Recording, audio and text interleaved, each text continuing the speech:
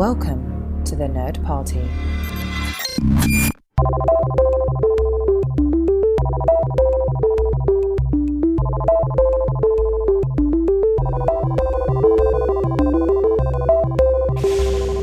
Hello, everybody at home, and welcome. This is Second Contact, a Star Trek Lower Decks commentary podcast. My name is Charlene Schmidt, and with me, as he always is Tristan Riddell. Hello, Tristan Riddell. It is good to see your face. I am in such a mood for some laugh therapy. I don't know about you. I'm ready to do this. We are delivering this episode a little bit late, but not too terribly. And this episode is called A Farewell to Farms. And it is described in Memory Alpha as Dr. Miglimo cooks up some hot dishes while Mariner prefers hers served cold.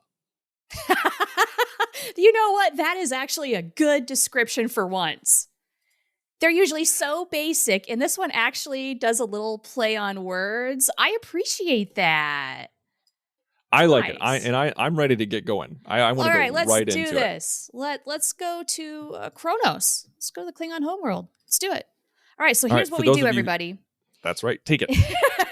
Is we're going to give you a countdown. And so if you're watching with us, that way you are right in sync with us. If you're just listening to us in your car or what have you, hey, hope you've watched the episode already because one, it's a great episode. This is going to be a fun time. And then two, hopefully we give you enough to invoke memories of what's happening in the moment and you're enjoying all of it at the same time. So here we go. Here is the countdown. 3, 2, 1, play, everybody. 3, 2, 1, play. Always a big fan of going to Kronos. Yeah? You don't think Klingons have been one of those overused alien cultures? You know, I think there's definitely an argument to be made, but I don't think it's like the Borg, where you're like, oh, no. Well, no, like let me. How do I phrase this? Like with the Borg, it's this enemy that's supposed to be pseudo mysterious and super powerful and just overbearing, and the Klingons, we go back and forth between villain and good guy and, politics and diplomacy and cultural differences and things like that. And so I feel like the Klingons are integral to the Star Trek universe. So it's not so much like, oh, they're overused. I think they're just used because it's part of Star Trek. Klingons are part of Star Trek almost as much as humans. This is true. They were one of the OG villain types, but things were always full of tension. What I really love about this episode is we get a completely different side of life of living as a Klingon without betraying everything we know already. There's plenty of honor involved, but we're seeing farmers. When was the last time we saw a farmer that's a Klingon? Not very often. It's sort of like Klingon scientists. We know they're out there, but we don't get to see them very often. So this is a really cool, different slice of life.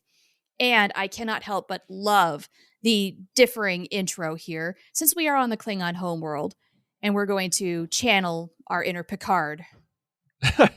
And when we got a different intro, when we didn't get our usual fanfare and the ship flying around and everything like that, we had the special logo.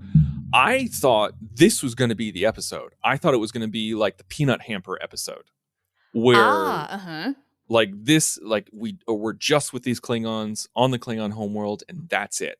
Like we get maybe our lower deckers towards the end, and that's kind of the vibe that they were giving us. So I was really surprised that, like a quarter of the way in, we saw everybody and it went back to a normal episode. Also, on top of that, not only are we seeing a Klingon farm, we have now established what blood wine is made out of. That's gigantic. Yes. That's huge. It's the whole thing.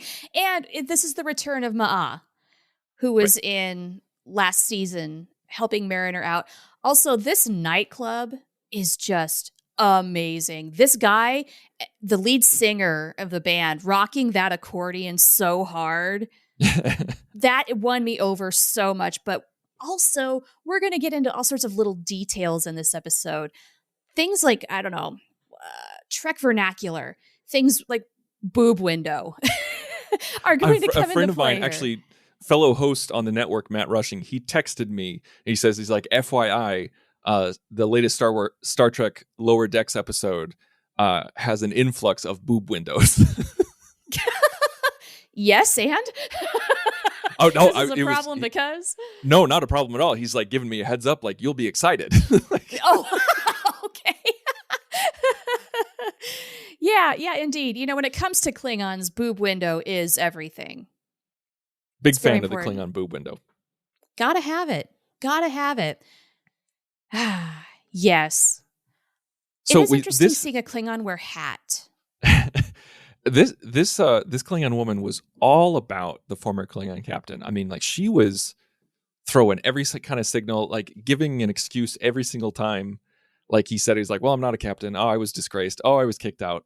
Then she's like, no, it's okay. And then like he talks to Mariner. She's like, no, you're friends with Starfleet. Okay, F off. And then she walks away. That's where she draws the line. Like that's where she draws the line. Disgraced, demoted, kicked out. Nope, doesn't matter. Talking to Mariner, get out of here. Yeah. Talking to those lowly humans. Ew. No, I thought you would get excited because we got way more Miglimo in this episode. Look, I am excited about that. We're going to learn a whole lot more about his whole culture. And he's always, like, we've always gotten the sense that he is a bit of an outsider in his culture. And that's really going to go into play here. And so while I love that plot, honestly, it's the Klingon plot that really wins me over in this episode. And which is funny because I asked you about the Klingons possibly being overused just because they're not like the Borg, but they are almost done to a stereotype where it's all about honor and victory and blood. And I'm just so tired of that. But what does it for me is the fact that it is that with a totally different Lower Decks twist. So thank you, Lower Decks. Once again, you've done something for me that I didn't know I needed. There was an Enterprise episode that was kind of basically Enterprise's version of the Undiscovered Country, where Archer's captured by the Klingons, sentenced to, life imprisonment on Rua Penthe. And his advocate, his lawyer, was a Klingon, and Archer's just like, like, a Klingon lawyer? That's interesting. And, that's not the first Klingon lawyer that we've seen in Star Trek. We saw one in Deep Space Nine, and they all kind of tackle it the same way. It was just like, oh yeah, the courtroom's my battlefield. It shows different aspects of life, but at the same time, still that mentality. But also, the one in the lawyer in Enterprise was talking about how we weren't always like this. We weren't always just a warrior class with an overinflated military budget. And he was talking about how he wanted to be a lawyer, and his dad hated it because he wasn't going to be a warrior on a ship and everything like that. And so it really is interesting to see because a common complaint in Star Trek is monoculture. Absolutely. And in Klingons to a T is the definition of monoculture, but we've been unraveling that little by little as we go forward and have prequels, and we have shows like Lower Decks that can take different aspects. So it is nice to see that monoculture unravel and even give an excuse why they even are presented as a monoculture. Indeed. We got to talk about the Boehm stash. How do you feel about that? So I love the continuity with it because it grows a little bit more each episode, and now he has almost a full mustache and a little bit more peppered throughout his cheeks and chin. Yeah, just a little bit. Just a little bit. And it's good God, I hope this thing really fills want to out. see where it goes. I want to see where it goes so bad. I really hope he's capable of growing a full beard, because right now I am not digging the stash. That is a bad look for you, boys. I'm so sorry. So what we're did you back think to the about the Migley plot. Yeah, what did you think about that plot overall? I was just really waiting for these two a-hole critics to get their comeuppance. I got to interrupt you. Experience Beige just happened on the screen. Oh my goodness. Okay, we missed the best moment in the whole episode. Oh my my God, we suck at this job. Wow. But yeah, that is the best deep cut ever. And if you know, you know. Well, it's if you don't know, it's from the tabletop game Star Trek: The Next Generation, a Klingon challenge, where not Gowron is your host.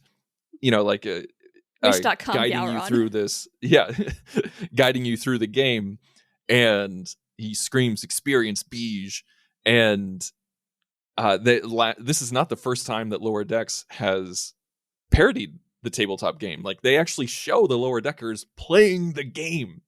Yes. And it's so clearly the writers and producers of the show know that tabletop and love that tabletop game.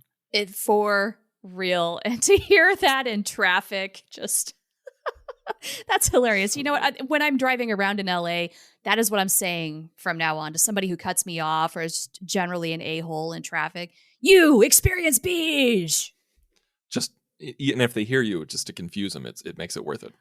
Yeah, even if they do hear me, they won't understand. And so what are they going to do? Besides, so back to Miggly Mo, because I interrupted you. It's all good. Yeah, so these a-hole critics, I was just waiting for their comeuppance because I figured that's where the story was going, and I was here for that because they're not likable in any way. I don't feel bad for them. I really got nothing as far as that goes. How about you, though? Have you got anything deeper than that?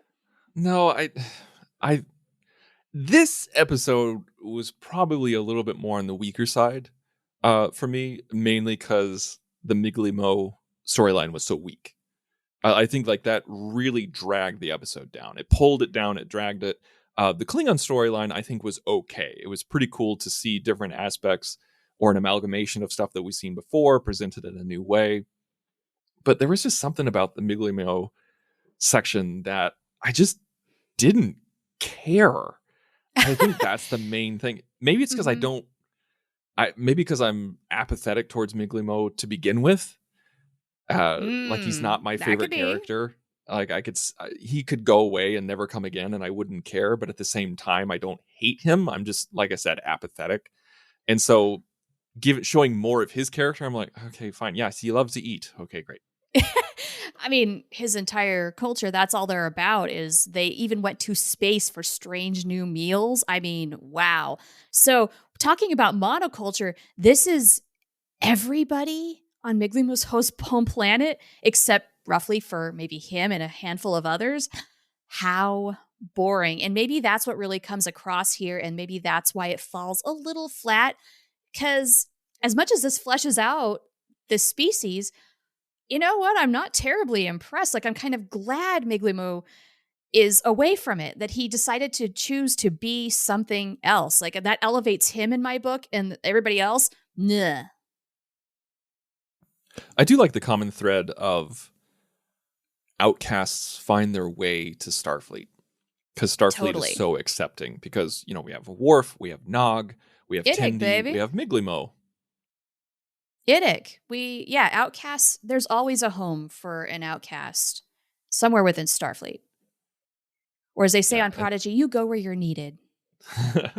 Oh, and all of Prodigy. There you go. And all of Prodigy. Yeah, that's an entire story about a group of misfits. Yeah. So the pain sticks. I was not expecting to see this, but I'm so glad we did. Yeah, so like a callback to season 2 of Next Gen. With Worf going through that right. It reminds me of that piece that Entertainment Tonight did with John Tesh, because he played one of the Klingons. And if you know who John Tesh is, you are as old as we are. Get a colonoscopy. Or a mammogram. Yeah, either one. If you understand who John Tesh is, applies. Do that. Yeah. Take care of yourselves. And I think his character name was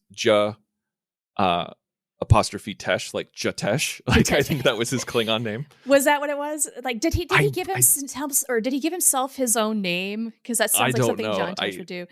I can't remember, but it was. Yeah, okay. He's on screen for like 2 seconds, and he just kind of goes. Yeah. All he has to do is growl. He doesn't say any actual lines.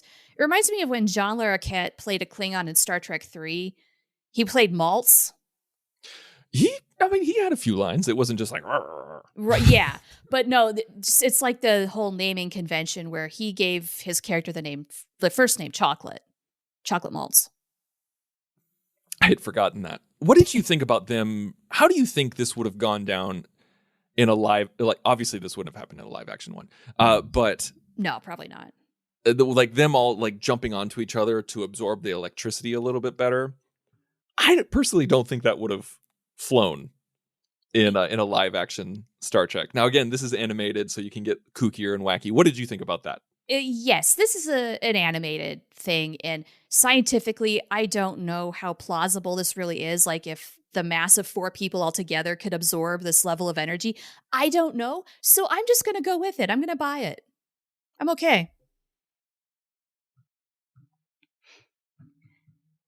One thing I do appreciate about the cooking sequences is just how everybody does pitch in and help. Like, Tendy's got her amazing slashing skills to cut all the elements. And whatever this poor creature they're about to eat is, it's, I mean, it's cute in a really kind of like Lower Decks gross way, you know? I like that. Cute in a Lower Decks gross way. I like that. It's because his tongue's hanging out and the poor thing, it looks like it suffered and just, yeah. Oh, I just now noticed this. Even the candle has a Delta shield on it. Man, new Trek, Of course. like ever since 2009, when we have Kelvin Trek, and now that we have new Trek on Paramount Plus and CBS All Access and everything like that, they put that Delta everywhere. Like anything that exists in Starfleet has a Delta on it. And why are these not for sale on StarTrek.com? Okay? I would buy them. Shut up. Take money. Offer products people want. Not these weird, like, whatever heartthrob t-shirts were like a thing this summer. And I'm sorry, I don't get it. They look terrible. I was at a convention last month or so, and there was, I think, Janeway's mug, like the metal mug that she used in the show, and they had a replica of it, and they're like, this is from the same company who who they bought it for the show. I was like, oh, awesome! I'm totally gonna pick that up. And it was something like $70. And I was like, I guess I'm not going to pick that up. Good Lord, I'm not going to spend $70 for a mug. Okay, so number one, we want merch that we want to use and show off. And not just collectibles, okay? Our display cases are full. But two, right, it needs to be affordable because there is some really, really awesome high-end stuff, like the exo figurines. Those are incredible. The attention to detail, impeccable. They are beautiful. Can I afford any of them? I probably am not going to do that, unfortunately. That's for a specific subset of collectors. Okay, so this, even though I like the Klingon storyline,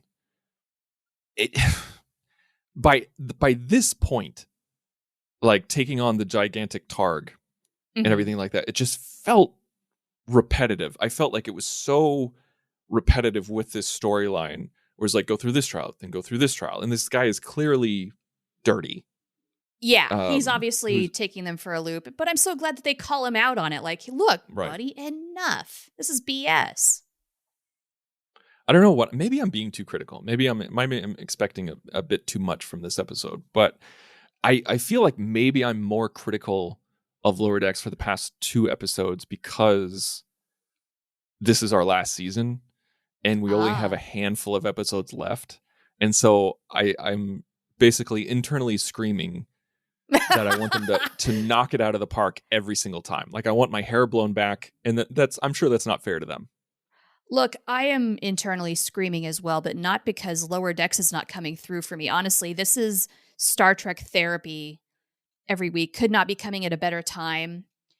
And I don't know, like, I guess I'm not as critical as you are, but that's not to say that you're wrong. It's just, you know what? I am sitting back and I'm not overanalyzing this. And maybe I will eventually, but watching this for like roughly the 3rd time, I'm still enjoying it. It makes me laugh. And things that make me laugh, I will rank higher than other episodes that just kind of don't. Agreed.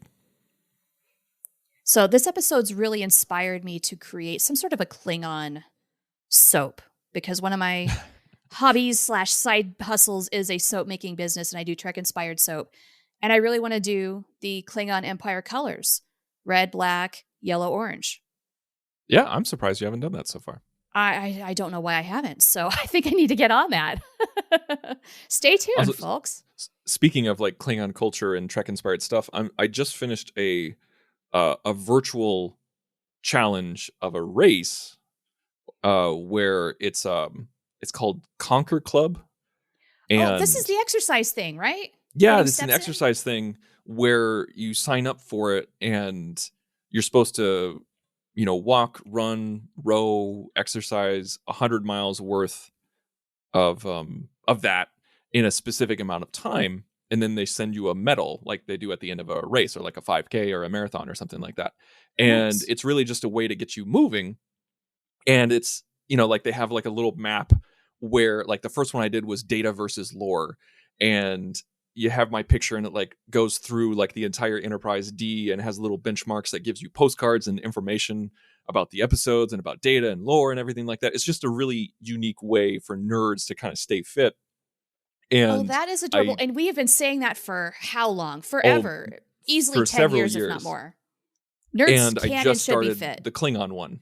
Is why I bring it up, is that there's a Klingon one called the Klingon Code, and it takes me through a Klingon bird of prey and teaches me about Klingon culture as I'm progressing. Oh, that's fun. I mean, that's cool. That is a neat way to get people active, sort of like how Pokemon Go got people to go outside and catch them all, Nerds get up from the chair every now and then. It's good for you.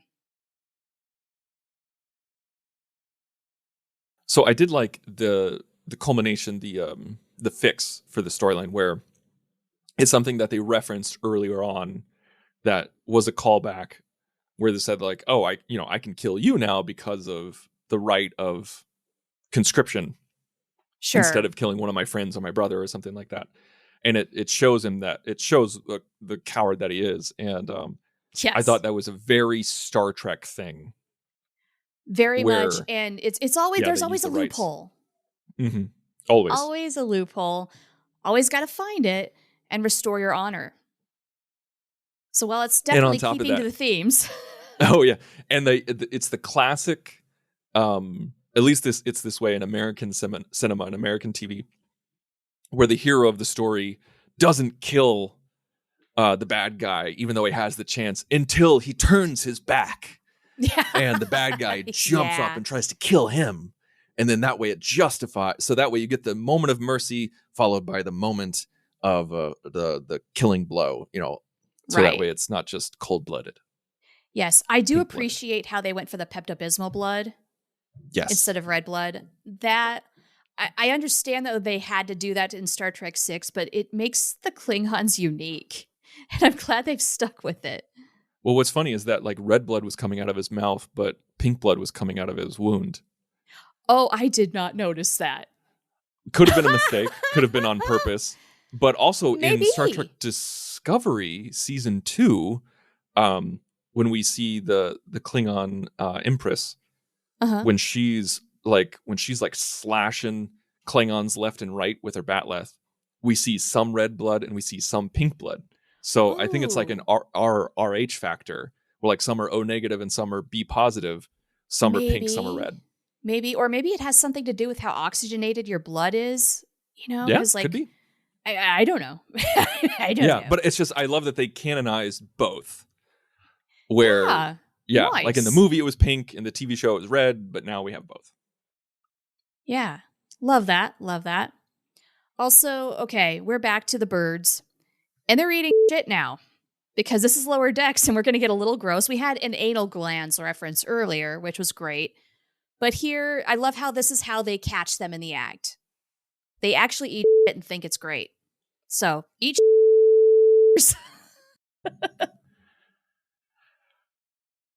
And even the manure that they replicated, the bag had a delta on it. Yes, it sure did. And Tendi poses so elegantly with it too, like, hello, advertising, ding, ding, ding, ding, ding, ding. I mean, yeah, Starfleet's all about branding. It's like Batman. Oh, man. They go for it hardcore. They give so many opportunities, and I don't understand why these things are not available for us. I know I've said this before, but one of my favorite things about Miglimo is that because he's the counselor, the psychiatrist, he's not wearing a uniform, which is such a loving callback to Deanna. You know what, though? I wish he was in a jumpsuit. Fair's fair.